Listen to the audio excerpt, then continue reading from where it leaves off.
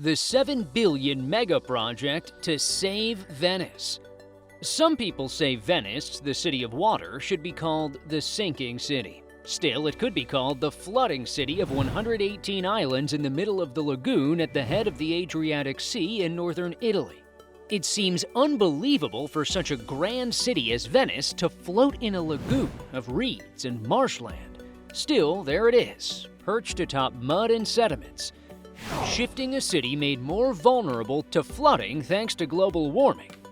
The city has been experiencing floods for centuries, but in recent times they have become more frequent and destructive.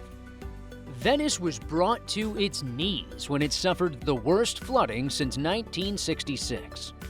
The tide killed people and submerged over 80% of the city, devastating homes, restaurants, and monuments like Doge's Palace and St. Mark's Basilica. Well, it's time to do something to protect the city. Welcome back to the new video of our channel, Just Tech. Here you will find everything about the secrets of Venice. If you are new, subscribe to our channel and hit the bell icon. Also, share our videos if you find them interesting. Climate change, rising sea levels, and pre-pandemic heavy cruise ship traffic in Venice could push it underwater within the next 100 years.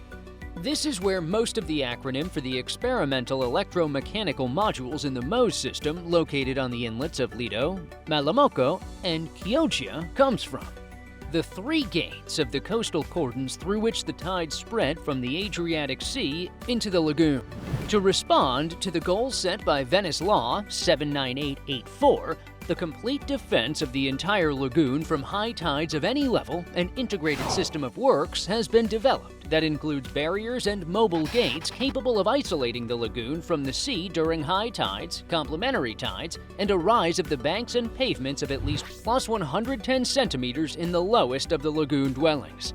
Combining these interventions creates a highly efficient and dense system that ensures water quality, protects the morphology and landscape, and maintains port activity.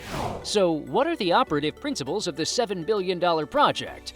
Let's take a look together. The Lido Inlet, which is the broadest, has 78 gates divided into 4 barriers, and 2 rows of 21 and 20 gates are connected by the artificial island. Rows of movable gates at the other 2 inlets temporarily block the lagoons from the sea in the case of a high tide. Malamocco Inlet has 19 gates in 1 row, and Chioggia Inlet has 18 gates in 1 row. The gate consists of 3 concrete housing structures connected by hinges to a metal box-type structure that is 20 meters wide for all rows, 18.5 to 29 meters long, and 3.6 to 5 meters thick. This structure is the technological hub of the system that holds the gates to the housing structures and allows them to move under normal conditions when the gates are full of water and rest in their housing structures. When a high tide is forecast, compressed air is introduced into the gates to empty them of water, causing them to rotate around the axis of the hinges and rise until they emerge above the water to stop the tide from entering the lagoon. When the wave drops, the gates are filled with water again, and the animals return to their housing. The inlets are closed for an average of 4 to 5 hours, including the time for the gates to be raised and lowered. The commitment tone authorized MOSE's construction on April 3, 2003, and the associated construction sites opened the same year, where work began simultaneously and continues in parallel at the 3 inlets of Lido, Malamocco, and Chioggia. About 4,000 people are employed in the construction of MOSE, which is scheduled to open on July 10, 2020. The first full test of the system was successfully conducted amid fanfare when Italian Prime Minister Giuseppe Conte activated the 78 mobile barriers. MOSE is expected to be fully functional by the end of 2025.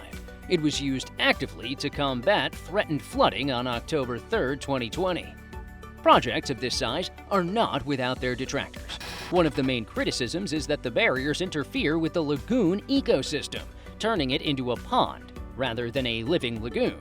But when the walls were up for 48 hours last year, that was a trial to test their resistance.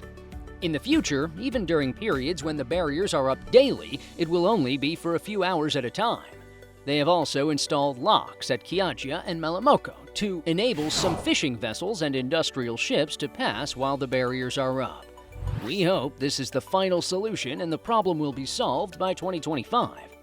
If you look at the environmental effects, the project has not only attracted various environmental NGOs and the Worldwide Fund for Nature, but it directly damages sites protected by the Nature 2000 network and the European Birds Directive. The environmental associations have demanded the intervention of the European Union. However, the Directive General of the European Ecological Commission has declared that the government has violated its obligation to conserve wild birds. They have not ordered to stop the MOSE project. Instead, it has asked for information on the damage caused to the site and what measures can be taken to reduce them. The source of Venice's rise and prosperity may prove to be the source of its downfall. Today, Venice does quite well for itself as one of the most sought-after tourist destinations in the world. However, there is a real danger that the floating city will quickly become the sinking city. Scientists estimate that Venice has sunk by 9 inches in the last century. This may not seem like a lot, talking about the sea level, gentlemen, but it concerns a city built on water. The problem partly existed from the start. The weight of the city always has and now continues to push the foundation downward into the ground, submerging the town little by little. Are you guys curious to know about the ideas put forward by Venice? And we got you covered. But before moving forward, hit the bell icon and subscribe to us if you still haven't done that. Just Tech doesn't want its viewers to miss out on anything. However, other factors have compounded the city's submersion. One was the genius idea in the 1960s to drill artisanal wells to gain better access to drinking water, which had historically been a problem for this saltwater-surrounded area. Engineers hit past the wooden piles the city rested on into the hard clay bottom of the canals.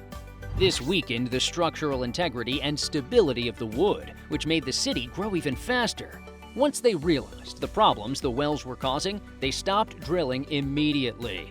Wells are now banned in Venice. However, the damage was already done. In addition, the buildings lining the canals themselves are affected by increased water traffic. The amount of motorized traffic in the Venetian canals has almost doubled in the last 10 years alone. The massive increase in tourism has been a big driver of that traffic. Though the greater Venice area is home to around 262,000 people, the historic city of Venice sits on the water and is home to only about 60,000.